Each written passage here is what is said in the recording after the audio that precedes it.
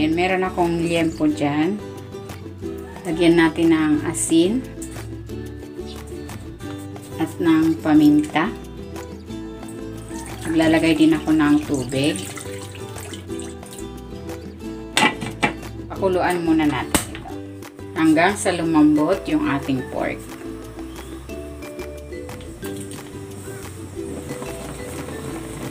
Ayan, ito na yung ating liempo. Malambot na. Hanguin ko na ito.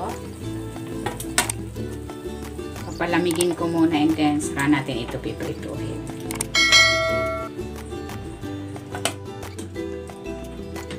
Nagpainit na ako ng mantika. Ipiprito ko na itong liempo.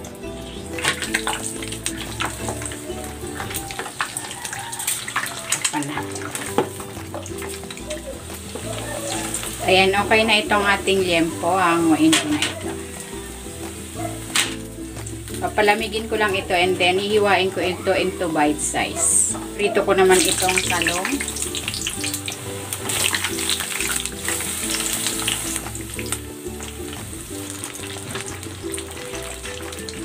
Okay na ito. Hanguin ko na.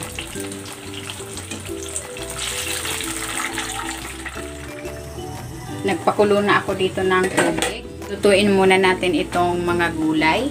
Ilalagay ko dito itong puso ng saging, sitaw, at ang pechay.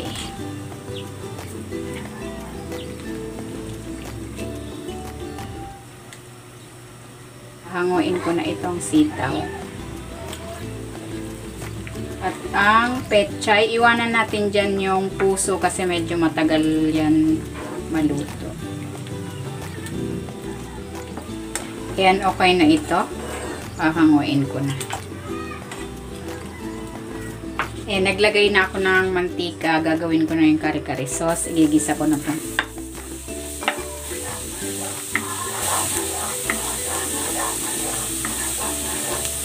Lalagay ko na rin tong sibuyas.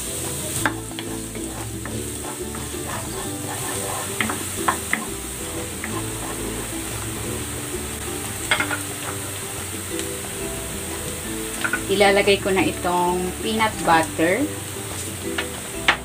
Ito ay walang asukal. Nabili ko ito sa palengke. Ginagawa talaga ito para sa kare-kare.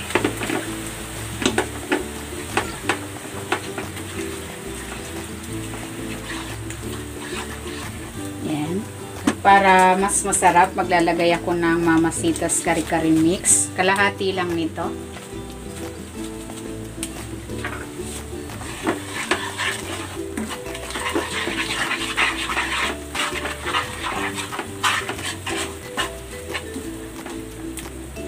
Maglalagay din ako ng giniling na bigas. Ayan, binusa ko yan kanina. Sinangag ko sa kawali.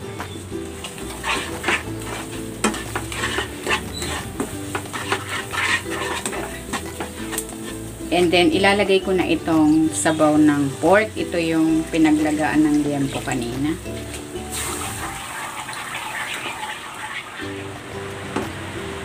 Magdadagdag ako ng tubig.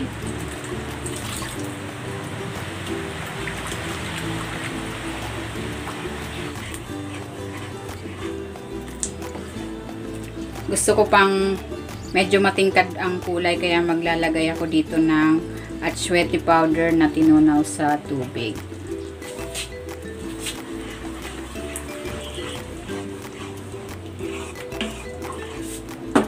Titimplahan ko ito ng konting asin dahil may lasa na yung sinabaw nating sabaw ng pork.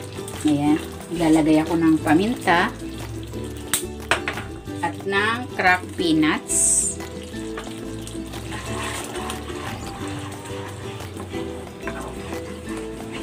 I-simmer pa natin ito for 5 minutes and then pwede na natin itong hanguin.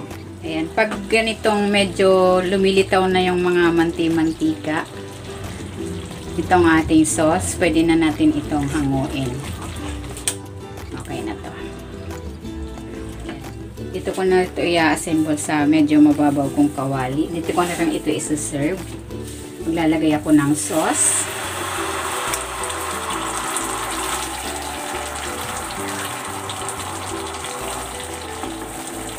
Maglalagay na ako dito ng pechay.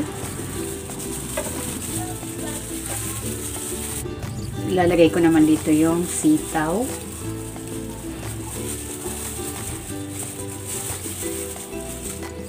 Ilalagay ko naman dito yung puso.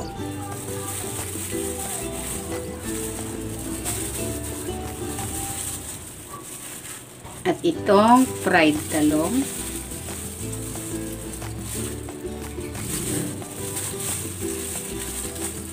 Then, ilagay na natin tong liempo.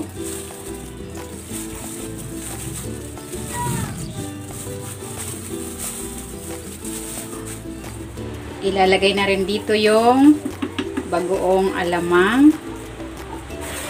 At maglalagay ako ng cracked peanuts dito sa ibabaw. Eto na, ready na itong ating crispy kare-kare. Pwede na natin itong iserve.